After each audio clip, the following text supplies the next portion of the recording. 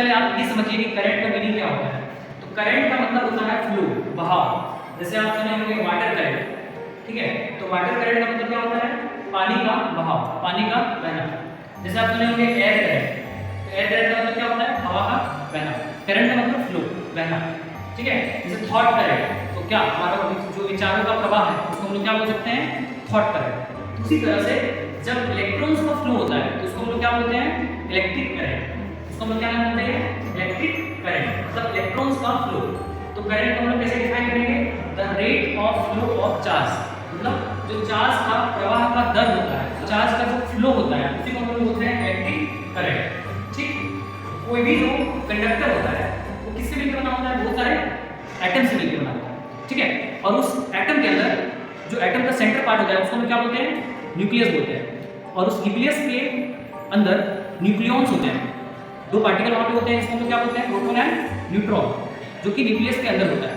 और इस न्यूक्लियस के चारों जो एनर्जी लेवल्स होते हैं या फिर जो शेल होता है या फिर जो ऑर्बिट होता है, उसमें इलेक्ट्रॉन्स जो होते हैं वो डिफरेंट ऑर्बिट में चक्कर लगाता है।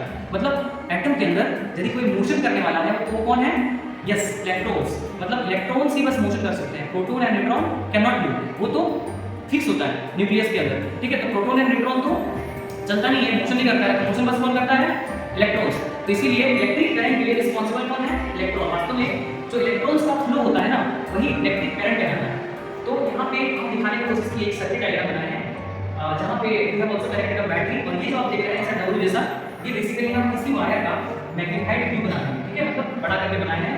ये जो सिलिंड्रिकल शेप का है, जो वायर है सिलिंड्रिकल शेप का है, तो उसी का हम मैग्नीफाइड व्यू दिखाए हैं। और इसके अंदर जो इलेक्ट्रॉन्स है उसका फ्लो को यहाँ पे दिखाने की कोशिश की है। ये वायर इलेक्ट्रॉन से मिलकर बना हुआ है, भाई एटम से मिलकर बना हुआ है, मतलब क्या इलेक्ट्रॉन से मिलकर बना हुआ है, बोल सकते हैं कि एटम के इलेक्ट्रॉन्स है और वही फ्लो करता है, वही मोशन करता है। तो करंट के लिए बस इलेक्ट्रॉन का फ्लो ही रिस्पांसिबल होता है, बिकॉज़ प्रोटॉन एंड न्यूट्रॉन तो मूव नहीं कर सकता है।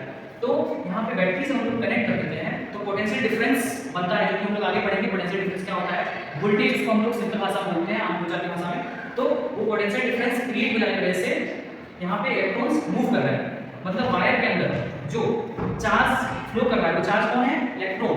तो इलेक्ट्रॉन का जो फ्लो है वही वास्तव में इलेक्ट्रिक करंट है, ठीक है। ये बात हम लोग समझ गए। यहाँ पे हम इलेक्ट्रॉन का डायरेक्शन भी दिखाए हैं कि जब बैटरी से हम लोग जोड़ते हैं तो इलेक्ट्रॉन किधर से किधर जाता है? Negative terminal of the battery से positive terminal of the battery की तरफ।